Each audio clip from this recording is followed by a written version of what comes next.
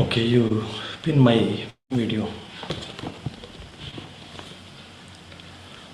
So we'll start.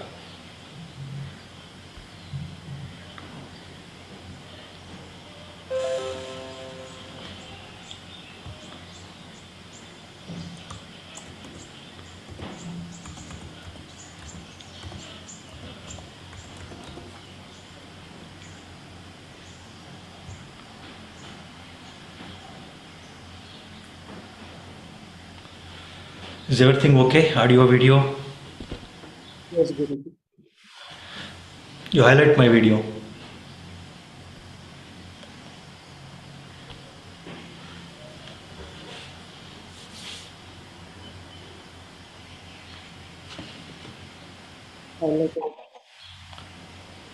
I can't see.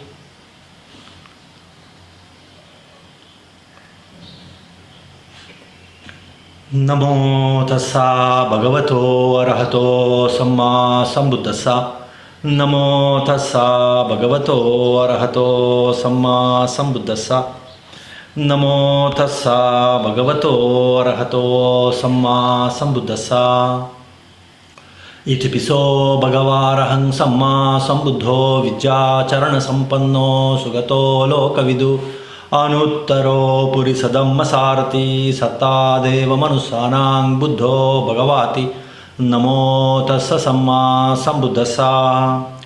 Svakato bhagavata dhammo sanditiko akaliko ehipassiko vapanayiko pachathang veditabbo vinnuhiti namo tassa niyanika sadammasa. Supatipanno bhagavato savaka sango ujupatipanno bhagavato savaka sango nyayapatipanno bhagavato savaka sango samichipatipanno bhagavato savaka sango yadidang chattari purisa yugani atta purisa puggala esa bhagavato savaka sango ahuneyo pahuneyo dakkineyo anjali karaniyo anuttarang punyaketang lokasati namo tassa atta arya puggala mahasangasa. Sadhu, sadhu.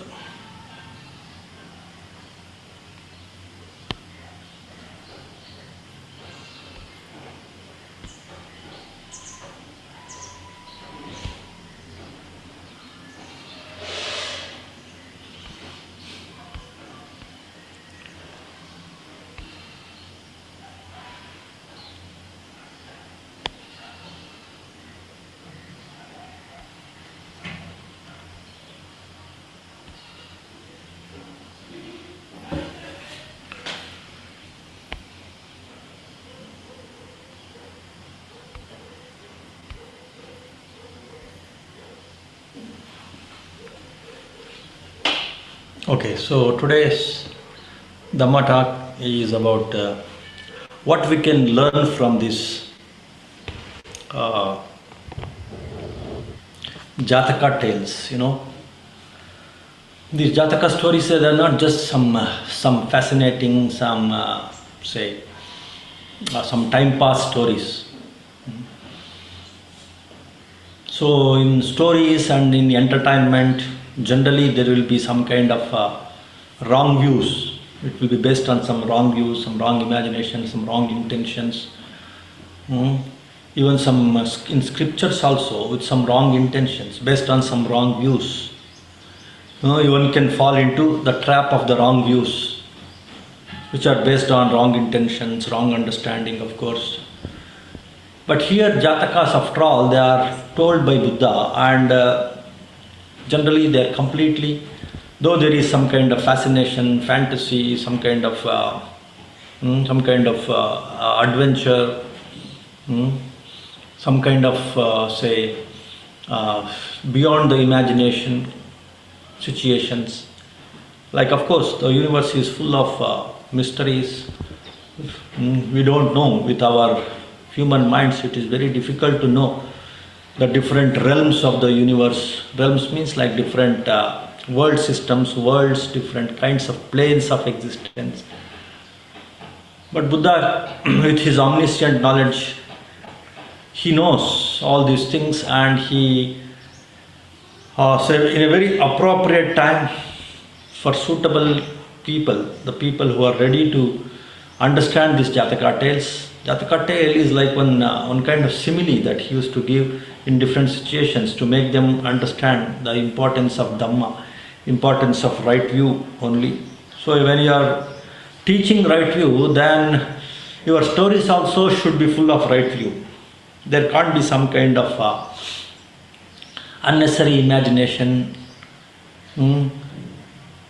unnecessary creativity in the mind about the story, unnecessary fantasy, no. So whatever different kinds of or different lokas, planes of existence that you hear in these stories, in these Jataka stories, they are not imagination, they are like actual, they are real, they are seen by Buddha, and they are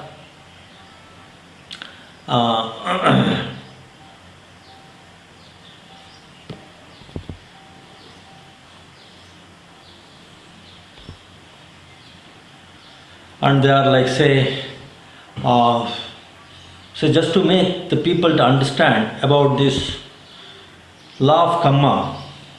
So most of these Jataka tales will help us to understand this law of cause and effect. So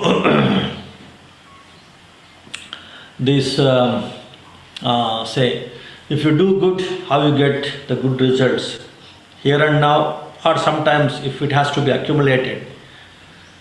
Because for a result to come, there should be some maturity in everything. To get a fruit, you have to wait for some time for the plant to grow and to become a matured plant, and then it should start bearing the fruits. Until then you have to wait. In the same way for the karma also, to get the result of whatever karma you do, you have to wait. It has to pile up. The karma has to say, it should get matured.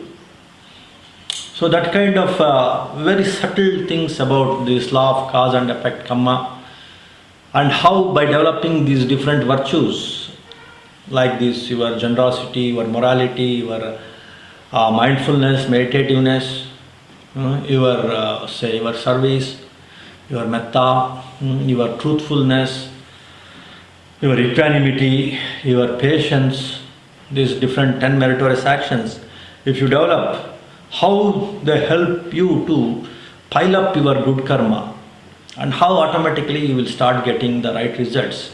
That's what you can see. That is the illustration that you can observe in all these Jataka stories. That is one of the powerful learnings from the Jataka tales. Here I am discussing these Jataka tales not like one storyteller just to fascinate you with some stories. No, that is not the idea. You can get a lot of material if you just type in the Google, like say about Jataka tales. You will get the smaller version of Jataka tales. You will get the bigger version of Jataka tales. This is not spotlighted, my video. I don't see this. Just spotlight this video only.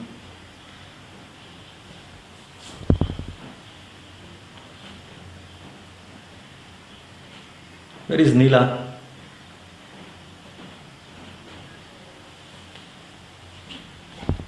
Half-heartedness.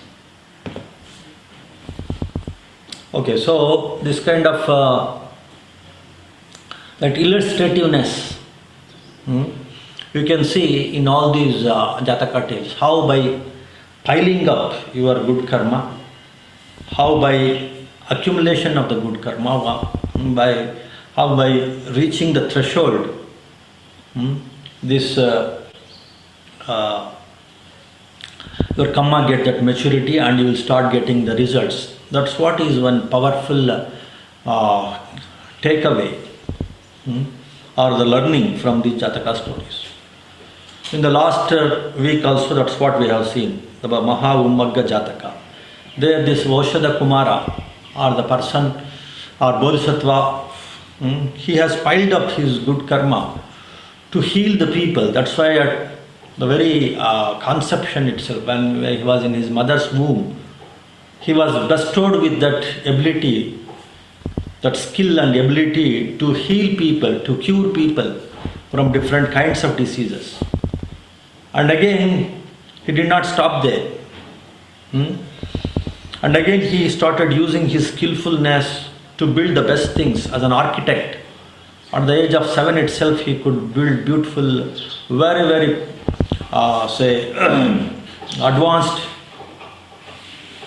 buildings, so that he can help different kinds of people, like the merchants, like his friends, the sports auditoriums, the cultural auditoriums, the sports stadiums, indoor stadiums, and the great halls, the preaching halls to preach Dhamma, to preach religion. He built so many buildings with advanced architectural skills. There also he applied his mind to become a great architect. And his ability to heal people, become a great doctor and heal people, that he piled up from his previous lives. And then he continued his skillfulness in buildings also, in becoming a great architect, so that he can help people. By healing people, he can help. By building the buildings, he can help people. So in that way, so he built up his Panya Parami. Panya Parami means to build that skillfulness, to build that creativity with patience, with intelligence, with focusedness, with mindfulness. He built his Panya, he built his intelligence in creating the things, in healing the people, in helping the people, by creating the things, by creating different kinds of things, and helping the people by healing the different diseases of the people. In that way, he developed his Panya Parami. Panya means wisdom Parami, skillfulness Parami, intelligence Parami, in that story that you have seen. And in settling the conflicts, disputes of the people, there also one has to develop a lot of skillfulness and intelligence and penetrative observation, observing abilities. So all those things was the focus of Bodhisattva. For that matter, that should be the focus of all human beings. That's how one should develop the mind. That's one should develop the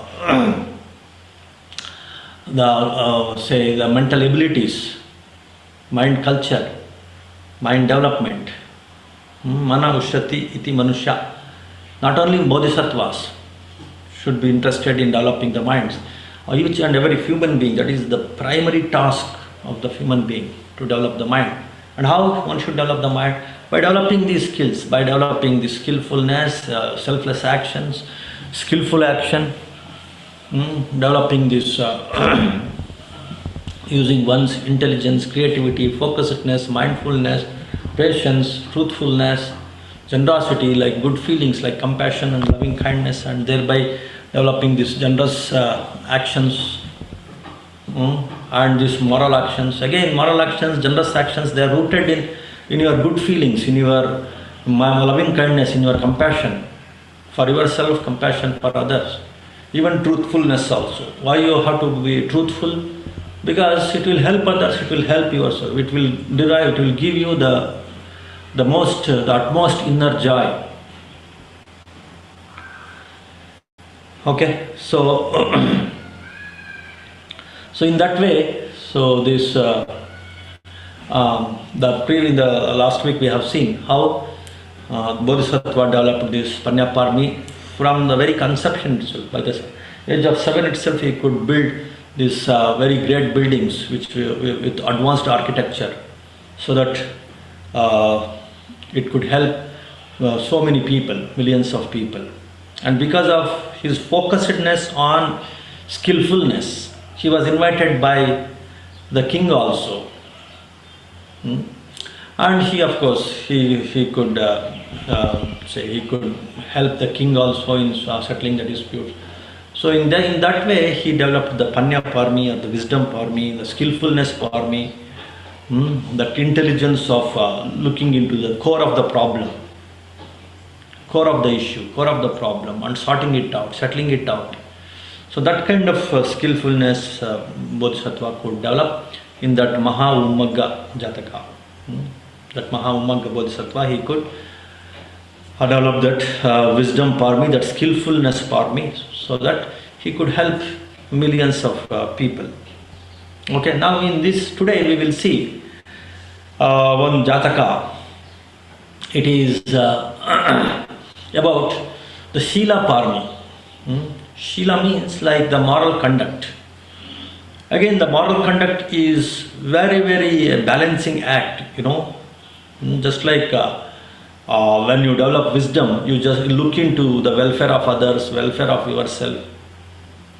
See how that your moral, your wise action will create balance in the society, balance within you, balance between you and others, balance between your mind and your body.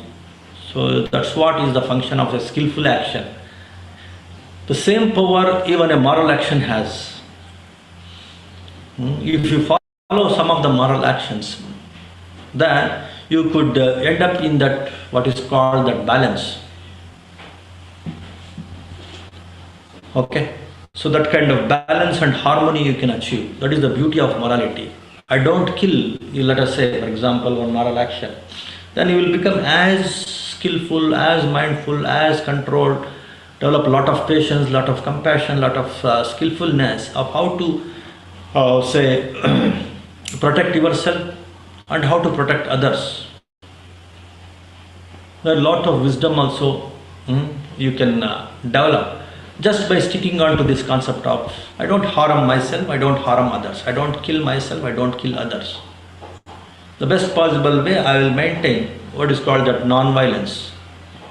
If that is your say commitment, if that is your resolve, so that becomes one moral action. That is what is morality. That is what is like your Shila. So in that way, here in this story, in today's story, this Buri Datta Jataka, it's called Buri Datta Jataka. So in this Buri Datta Jataka, that's what our Bodhisattva, he tried to impart the beauty of moral actions. There are some moral actions, like I don't kill, I don't steal, I don't take intoxicants, I don't lie. If you stand for this, some of these principles, moral principles, then it will increase tremendous willpower. Your willpower will increase, your confidence will increase, and based on that, your commitment levels, your leadership, your creativity, you can come out of lot of fears. So people with lot of crookedness, they try to say, they don't try to stand for some of these moral principles. That's why they become very weak. And nobody will trust such people also. If you develop this trustworthiness also, you should have this kind of stand. You should have this moral stance. Nowadays people are ignoring these moral stands. They're simply behaving like out of absolute selfishness. If there is some benefit here, they jump into one stand, and if there is something, some other benefit, then they give up this and they jump into something else. That's why they're becoming crooked, their intelligence levels, their trustworthiness, everything will go away. They will become a failure as a human being. So that's why these moral concepts, it's there, they're not just for just for the sake of morality. It is for the sake of mind development. It's for the sake of welfare. It's for the sake of courage and confidence. It's for the sake of, say, your developing intelligence. Once you stand for this, then your mind will start working different ways and means to continue in that, to continue to achieve that moral, that moral standard. Different ways and means you start searching, your mind will start exploring, and thereby you become more intelligent, and thereby your ability to solve the issues will increase, and that's how you become a leader. That's how you become a leader in the sense successful person. That's how people can start trusting you. So in that way, this uh,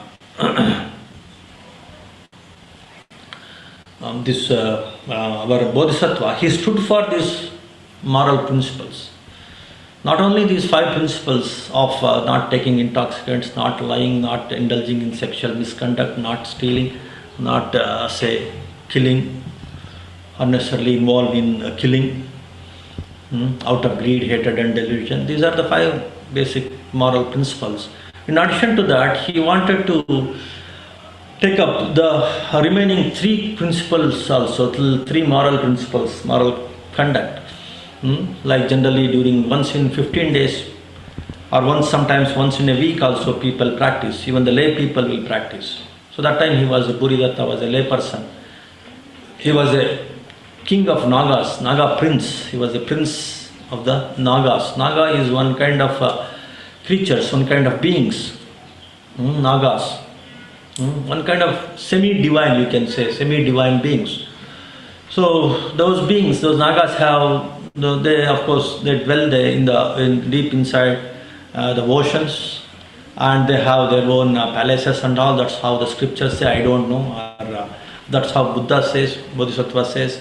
We don't know so many things in the universe. So many mysteries are there.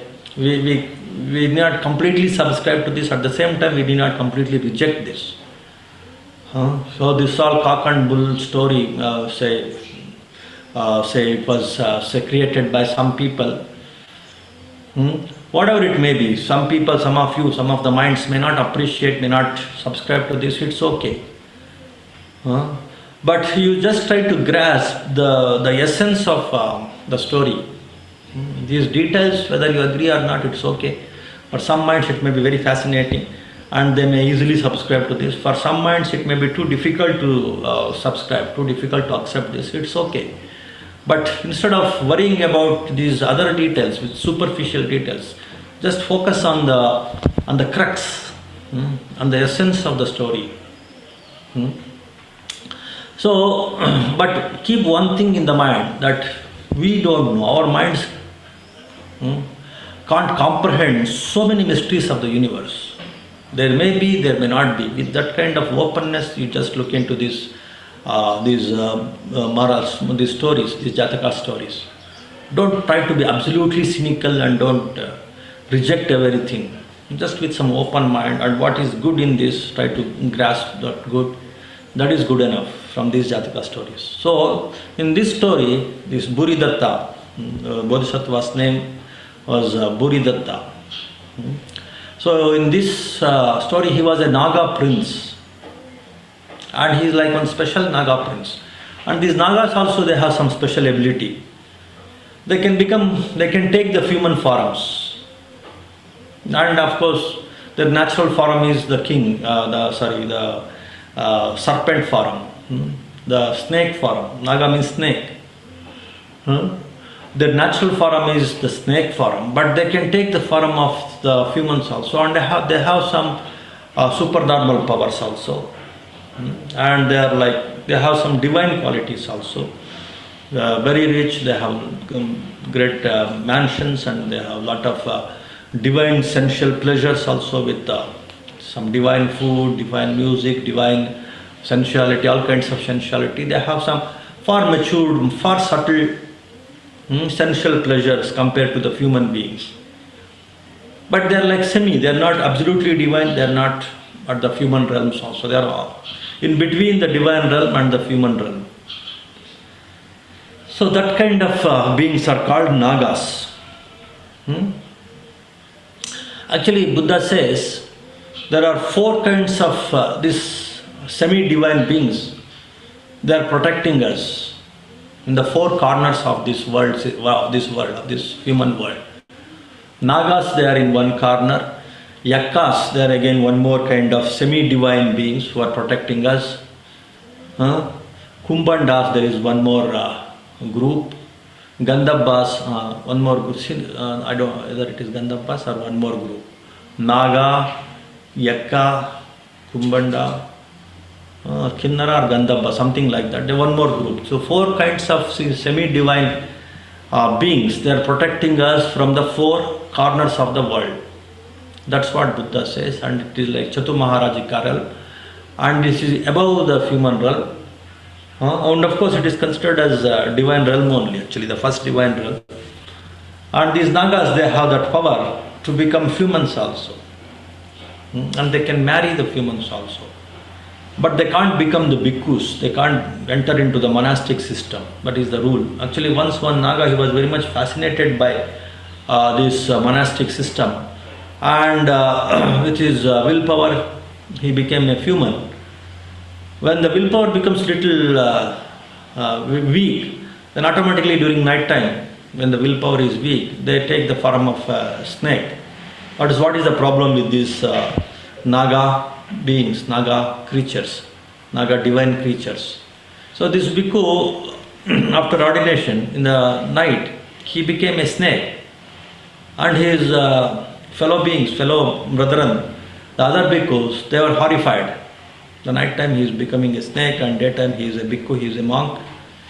So they complained, and then Buddha has to make a rule that the Nagas can't become the bhikkhus. Only the humans can become bhikkhus. So that rule Buddha has to make.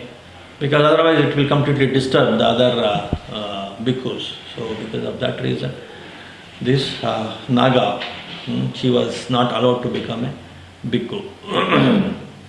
And that rule was framed. So that kind of Nagas, so this Bodhisattva, this our Buddha, our Bodhisattva, that time he was born.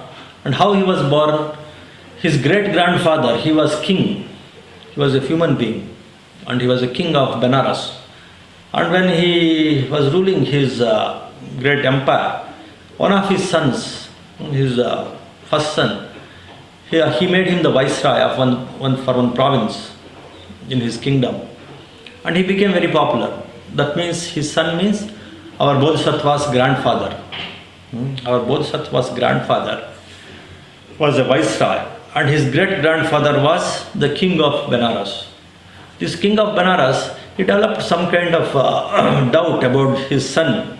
So he may become, he may go against me, and he may ask me to dethrone, and he may become the king, or he may kill me also. So that's why better to banish him from the kingdom. So in that way he told his son. Of course, though he was a good son, but he developed that kind of doubt and that kind of suspicion about his son, because he became little popular among the people. So once your own son, he becomes popular, you see that jealousy, that kind of suspicion, everything arises. So in that way, all these stories also will give some idea about the human psychology also. How these defilements will arise in the mind because of some attachment. How all other defilements in the mind, like this jealousy, like this suspicion, like this grudge, everything will arise in the mind. Even with your own son, your own loving son. So how these things will arise, all these things. You can actually comprehend, you can contemplate, you can go through this kind of human psychology, and that's how you can directly work on your own right view. How these defilements are the cause of suffering, how attachment is the cause of all these defilements. All these beautiful things you can deduce in these Jaataka stories. In that way, they are not just stories. Though they are in the form of a story, you can learn so many beautiful things. You can get a lot of insights when you go through these Jaatakas. That is the intention of discussing these Jaataka stories in these Sunday Dhamma talks. So this great-grandfather, he asked his son to just leave the palace and to go wherever he wants to go. And after his death, the king's death, you come back and you become a king. So in that way, he asked his son to just to go away from the palace. It's like banishing him from the kingdom. He's a virtuous person. This grandfather of Bodhisattva, that is the prince who was banished by his own father. Alright, he agreed, and he just went into one jungle, and there he built one small kuti, and then he started living there as one ascetic. After all, he was a king, but there is no other way. because he wanted to escape from the wrath of his father. That's why he became an ascetic, so that he wanted his father to be happy. If he is like living like any other human, any other say in the society itself, in the midst of human beings, then again his father may develop some kind of suspicion. He may be building some army against me, something like that. Now he has become an ascetic. So then his father may be like, with peace of mind, he can rule his kingdom. So with that idea, he became one, though he was not true ascetic who is looking for emancipation. So because of the circumstances, he became an ascetic. And he was living near one, near one river. On riverside, he built his kuti, and there was one forest also next to him. He used to collect some fruits, and he used to survive on some fruits and some roots. And that's what was his lifestyle. And one Naga lady, she was a widow. She was a widow, and again, because she was widow and she saw other Naga women, they are enjoying the sensual pleasures, she developed some kind of discontentment. You see how the comparison leads to some kind of discontentment. So she left that Naga world for some time, and she started roaming here in this riverside as a human being, as a lady, as a beautiful lady. After all, she was a divine lady, Naga lady. She was so beautiful, and she saw this kuti of this prince who was banished from his kingdom by his own father. And she wanted to test whether this ascetic is a true ascetic who is working for emancipation, or out of some circumstances, out of some pressure, he has become an ascetic. If he is an ascetic out of some pressure, out of some hardship, then I can marry him. If he is truly, dedicated to liberation, then I did not disturb him. In that way, she thought, and she wanted to know whether he can be, he can be like say enchanted with the sensual things. So when he left his kuti for in search of fruits and food, she used to prepare his kuti. She used to get a lot of divine fragrances, divine flowers from her Naga kingdom, Naga palace, and she used to arrange his kuti with lot of beautiful things, beautiful flowers, lot of fragrances, lot of divine food. And when this prince returns to his kuti, and he used to see this, and then he thought, oh, this is so fascinating. Some divine people are helping me because of my virtue, because of my commitment to this your truthfulness. You see, again here, even the Bodhisattva's grandfather also, he is so committed to his truthfulness. The words that he has given to his father, the loyalty to the king is also one of the virtues. During those days, it was a very, very powerful virtue. And loyalty to the father, loyalty to the king, and not to give up the promise. That is, all these things come under truthfulness. So because of his powerful truthfulness, this prince, I am getting this kind of divine, this divine support in the form of this kind of divine food, divine fragrances, divine flowers, all these sensual things. Then one day he decided to check who is preparing this, who is bringing this. Then instead of going to the forest, he just, so he could hide behind some tree, and he could see this Naga lady, she is arranging all these things, and he came to her and he asked her who is she and all, and then they decided to marry. And after the marriage, that Naga lady, see, Naga lady, she is a Naga woman, and he is a prince, human prince. And of course this Naga, she can live as a human being. She could conceive, she could deliver babies who are having some qualities of both the Naga beings and also human beings. And she could deliver some 4 children, I think, 4 children. And one of them was Buridatta. No, sorry. One of them is one girl. One of them is one girl. Sorry, here actually it's not the son. It is the grandson of this prince who is Bodhisattva. Okay. So she gave birth to one daughter, one girl, and the Naga king during that time, he was told by one of the messengers that this girl, this daughter of this prince who married to this Naga lady, she is very beautiful. He can marry that girl. So he started persuading this prince, and out of some, again it's a very big story. I want to make it a little short, or maybe very short, so that just we can grasp the essence of the story rather than the complete story. If some of you are interested, you can go through this Google and you can get the entire story. There are so many websites which can give you the complete story in different ways.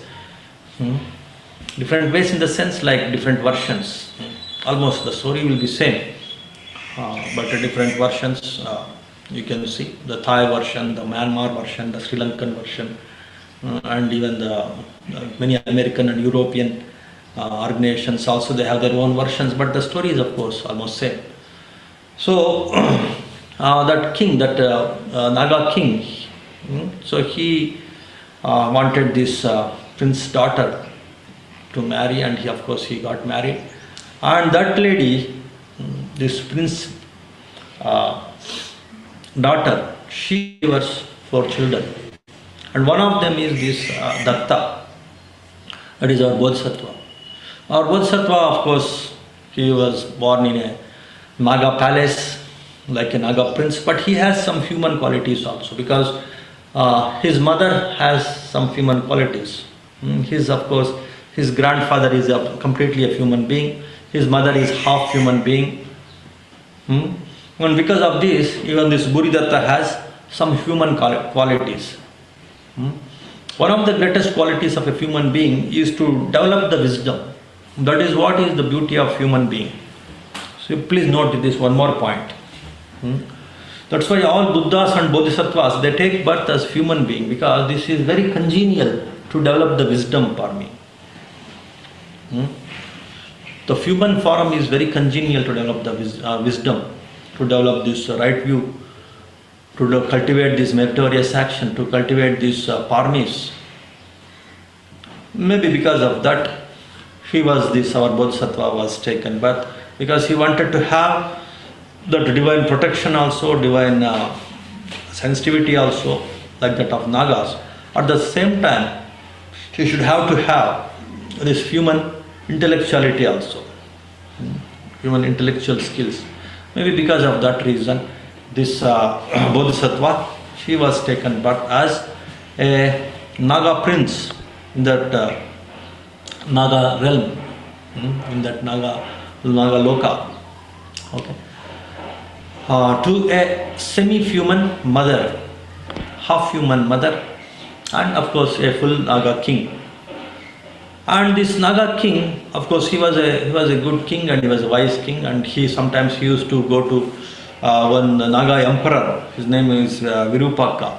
He was a great king. He was greater than his Bodhisattva's father.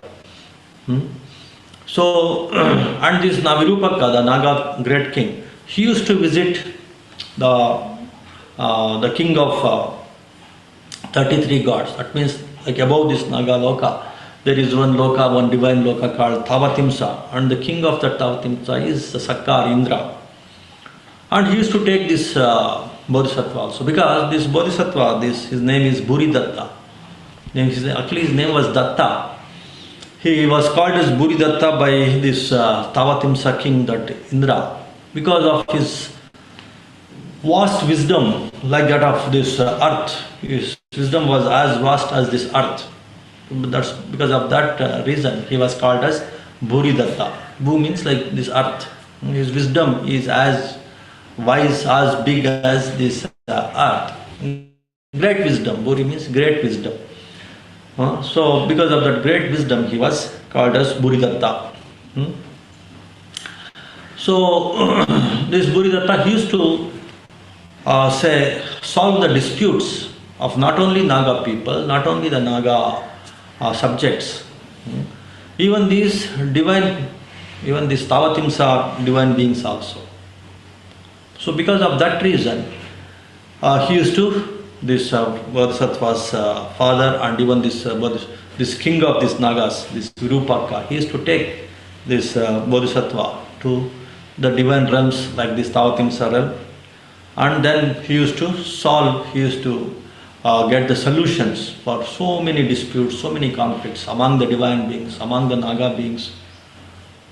So because of this, his inclination to solve the disputes, his inclination to develop the skillfulness in actions. Again, so that is actually one core quality that you can see in all the Jataka stories. The Bodhisattvas, in all Jataka stories, they are completely focused on developing their skillfulness, developing their mindfulness, developing their ability to solve the problems without compassion. Compassion and intelligence, when they go together, then it becomes wisdom. Then it becomes the skillfulness, where the skillfulness, mindfulness, awareness, all these things you have to bring in. When you want to solve a dispute, solve a problem, then your mindfulness, your awareness, your compassion, or your equanimity, all these things should come together. Then only you can solve. And that's what was the mission of all Bodhisattvas. That matter, as I was telling you, it should be the mission of all human beings. So, our Bodhisattva, he was working on the same lines even when he was a Naga prince, and because of that reason he could solve the disputes of the divine beings also, and because of that he became Buridatta, the man with the great wisdom, who is bestowed. Datta means like bestowed. Datta means like bestowed with this great wisdom. That's why he is called Buridatta. Dhatu means like given. Dhata, Dhathan, Dhatu. So he was, Datta means like he was given, he was bestowed with. Bestowed with what? The great Buri, great wisdom. So that's why his name is like Buridatta. And he thought, this Buridatta, so of course I am doing lot of work to develop this wisdom panya, this panya parami, and I am solving lot of disputes with my loving kindness, wisdom, and all these things are good. I am cultivating my these perfections, these paramis, different paramis. But I don't have the opportunity to develop and cultivate the Shila Parami. So Shila Parami, as I was telling you, he wanted to cultivate not only the 5 Shilas, 5 moral precepts, he wanted to cultivate at least once in 15 days. Some people practice these 8 precepts once in a week. Upasada day, generally it's once in 15 days. So that is on full moon day and the new moon day. So yesterday it was new moon day. So new moon day and also the full moon day, they are called Upasata days. So I want to practice the Upasata also. So that's what he thought. But that Naga palace, it was not congenial to practice the Upasata. Upasata means, so they should take only one meal in a day, so no dinner, and then they should completely dedicate that day for meditation, not involved in this any sensual things. But that Naga world was full of sensuality, full of sensual excitement, music, dancing and all these things. So it was not congenial.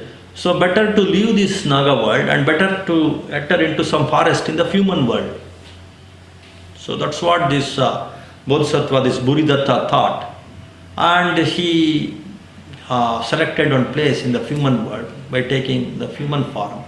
Of course, night time he has to become the snake, but in the evening or in the morning he could come to this forest, and he could stay near the ant hill, and he could practice this 5 precepts and 3 more precepts, 8 precepts, the Upasata precepts.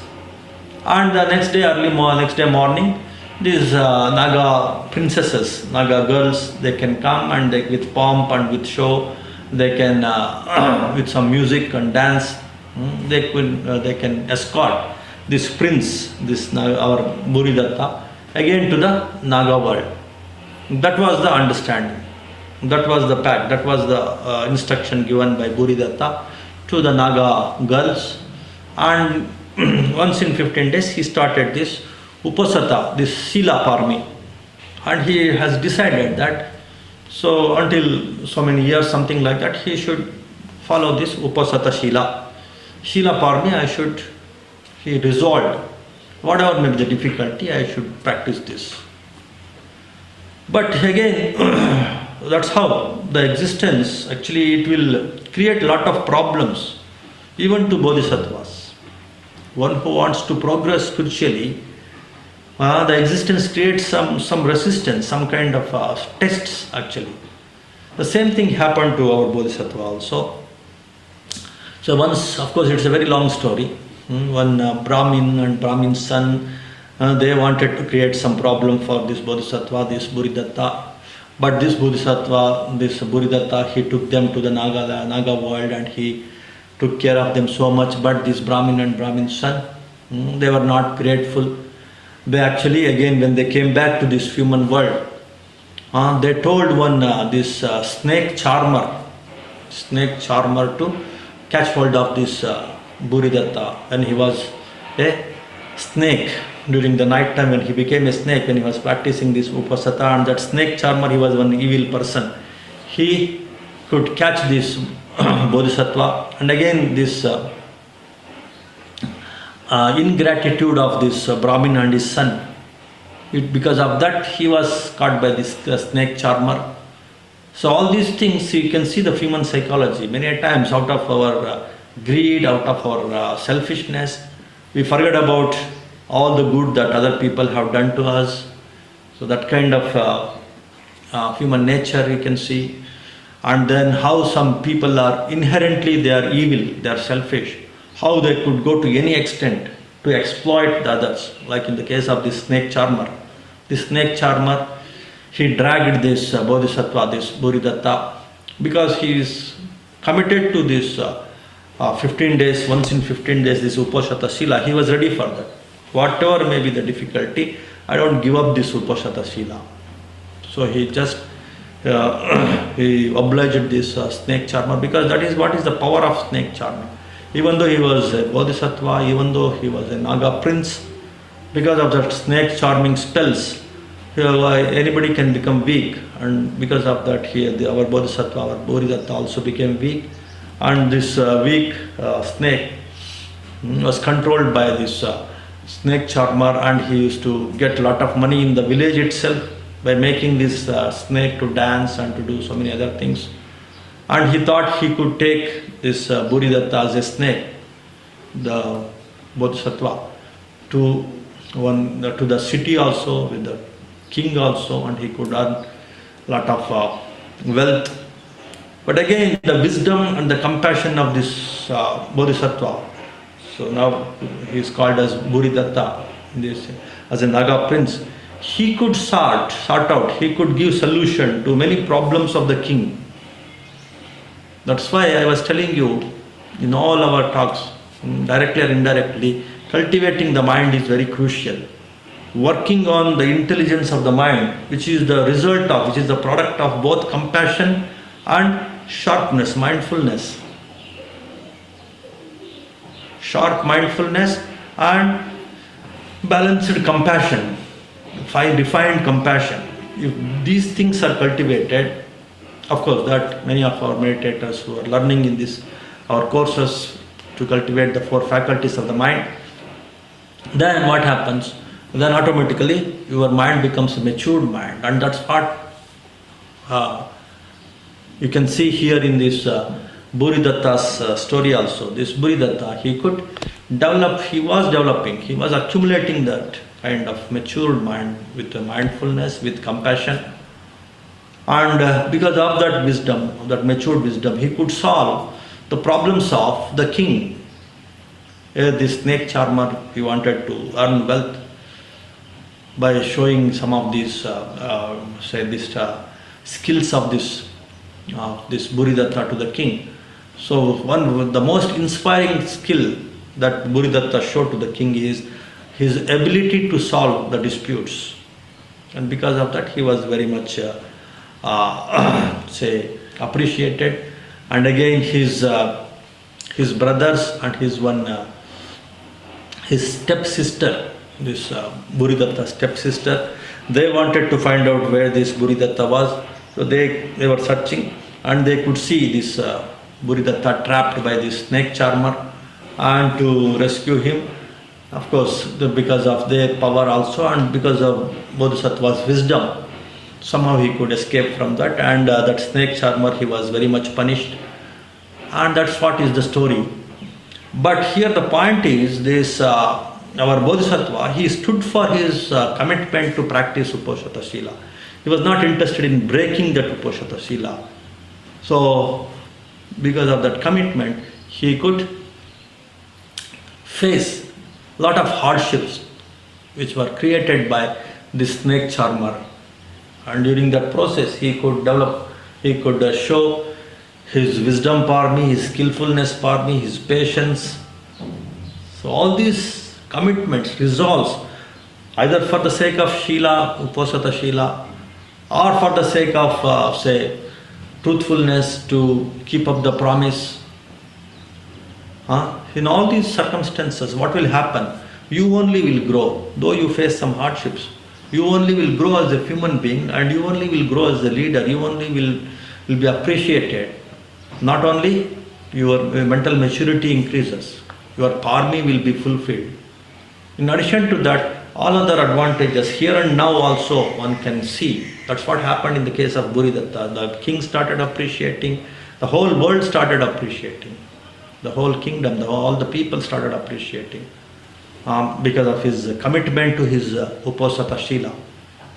I want to practice this mindfulness during night time also. I want to practice these 8 precepts. The whole day I want to practice until the morning. But in the evening itself, in the late evening itself, he was trapped by this snake charmer. But he stood for his Uposatha Shila. And because of his commitment, because of his resolve, because of his eagerness to fulfill his parmis, he could fulfill the parmis. That is the point number 1. Point number 2, he could gain the respect. He could develop his wisdom and skillfulness. In addition to not only fulfilling the parmi of Shila, he could fulfill all other parmis also, because they go hand in hand. Though the major parmi is the Uposatha Shila, Shila parmi, all other parmis like truthfulness, like wisdom, like metta parmi, like upeksha parmi, upekka parmi, everything they follow. If you are working on one parmi, though it is like an engine, all other parmis also, like the bogies, they will follow. So in that way, so his fulfillment of other parmis also can be seen. And in addition to that, even in that very life, he started getting all these human happiness, human pleasures like appreciation, respect, wealth, sensual pleasures, everything from the people, from the kings, from all other, from the relatives. So all those things one can see. That is the power of fulfilling the parmis. That is the power of mind culture. That is the power of developing the mind, which is the core duty of each and every human being. Okay, so that is what is the essence of this story, this Buridatta's story. Okay, so I think a very weak, we can cover some 3-4 Paramis and 3-4 Jaataka tales also. But today and last week, it's more like an introduction. From next week, what we can do, the remaining 8 stories are there, 8 Jaataka stories and 8 Paramis. Now we have covered only 2 Paramis. Last week it was your Panya Parami, your wisdom Parami, your skillfulness Parami. How the complete emphasis is on developing his skillfulness in actions, skillfulness in building, skillfulness in justice, in solving the disputes, fulfillness in curing the diseases. So these things Buddha cultivated in that Maha Ummada. And because of that, of course, he has a lot of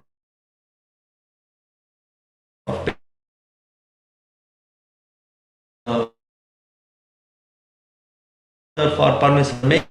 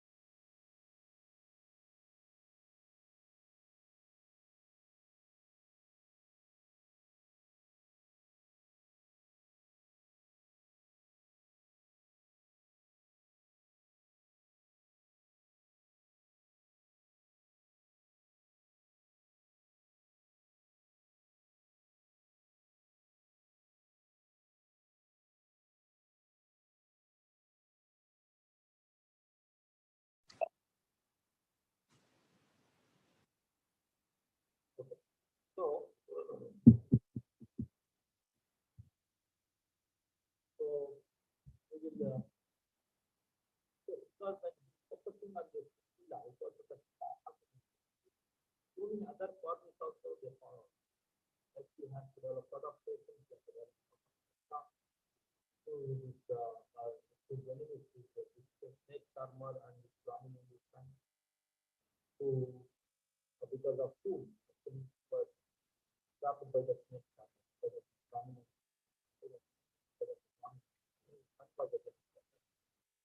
There was a Brahmin who was trapped by the snake charmer and had to tolerate a lot of hardships given by the snake charmer. He wanted to fulfill the part.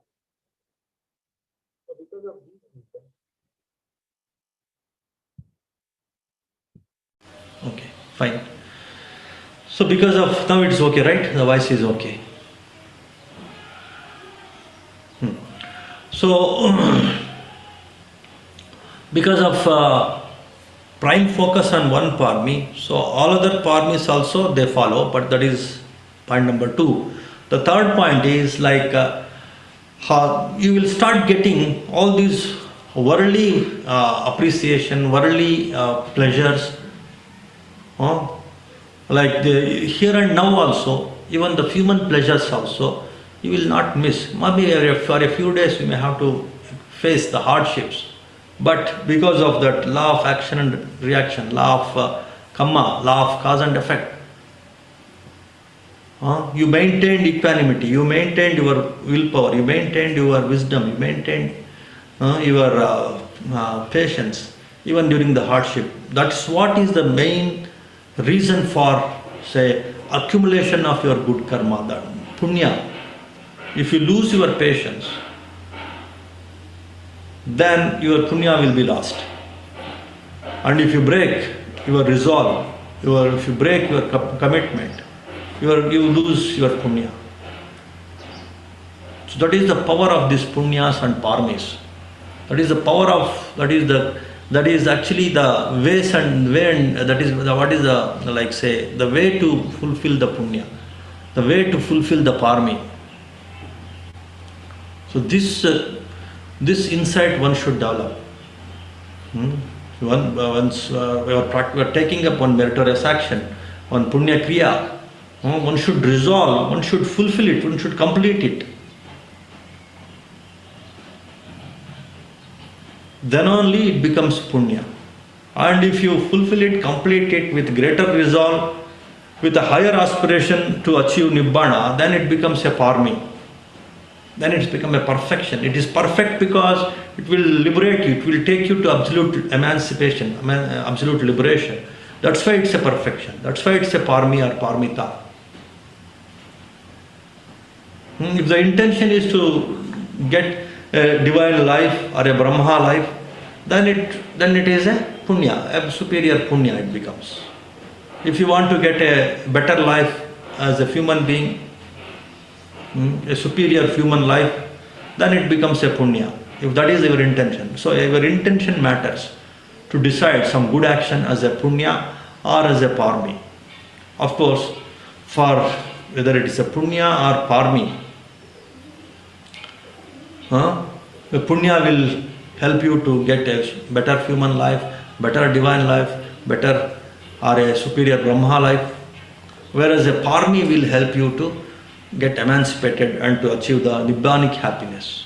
A punya will help you to get the superior human happiness, the divine happiness and the Brahmic happiness, whereas a parmi will help you to achieve the nibbanic happiness.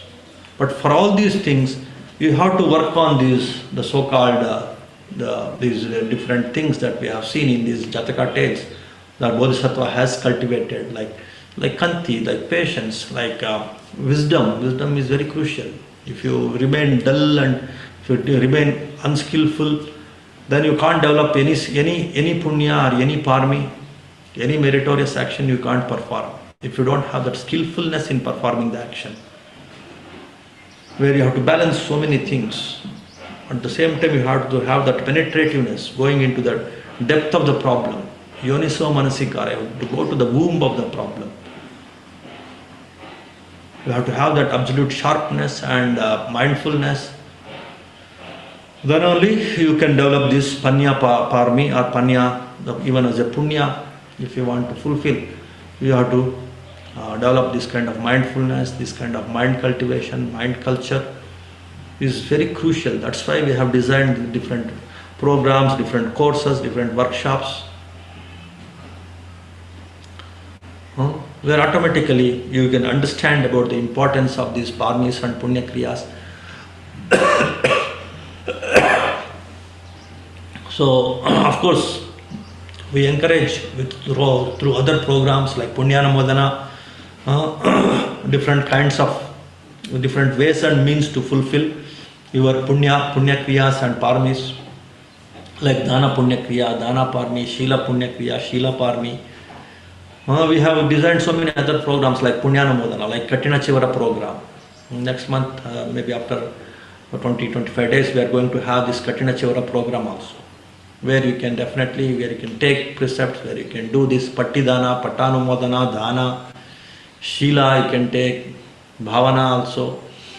And definitely this Dittiju Kamma, like straightening your view, that means developing in the right view. So all these Punya Kriyas we are trying to see in all our programs. All these Punya Kriyas you can develop. In all our meditation programs, other programs also. Definitely you can fulfill these Punya Kriyas. And if you have that inclination to achieve Nibbana, then those very Punya Kriyas, they become parmis. And through these Jaataka stories also, you should get some insights into how to fulfill these Punya Kriyas, how to fulfill these parmis, what are the ways and means to fulfill these parmis. Those insights you should get. That's what is the intention of this Jaataka series that we have taken up. Okay, I think today it's enough. Next week we will take up some 2-3 stories, or maybe even 4 stories also, the remaining for 8 stories. So we have covered this Panya Parmi and this Shila Parmi. There is one story, a very famous story about Dana Parmi on Vesantara Jaataka, where the king Vesantara, just before Buddha decided to become this Gautama Buddha, to take birth as Gautama or the Siddhartha, he was in a plane, and he was in a one divine plane called Tusita plane. And before that, he was a king called Vesantara, by name Vesantara. And during that time, he fulfilled his Dana Parmi to a great extent. He could give and give up for the sake of giving, the sake of fulfilling this Dhanaparami in a very wonderful way. That story, and there is a story about Metta-Parami fulfillment. There are of course some interesting stories, but the gist of the stories, the ways and means to fulfill these paramis, and what are the benefits of fulfilling these paramis, those things is actually our focus. That we will see in the future Dhamma talks. Now if you have some quick questions, you can ask, and then we'll conclude with one small chanting.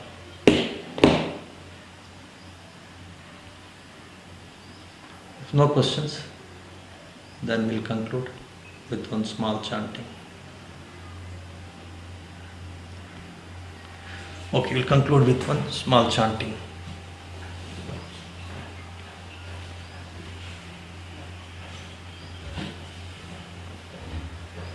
Namo tassa bhagavato arahato samma sambuddhassa bhavatu sabba mangalang rakkantu sabba devata sabba buddhanubhavena sabba dhammanubhavena sabba sanghanubhavena sada sotti bhavantu te sukhi bhaveyang nidduko ahang nicca ahang viya ida cha me sukhi hontu majjata chatavedino imam hi gammante dhamme satta hontu sukhi sada tato parancharadjesu chakkavalesu jantano.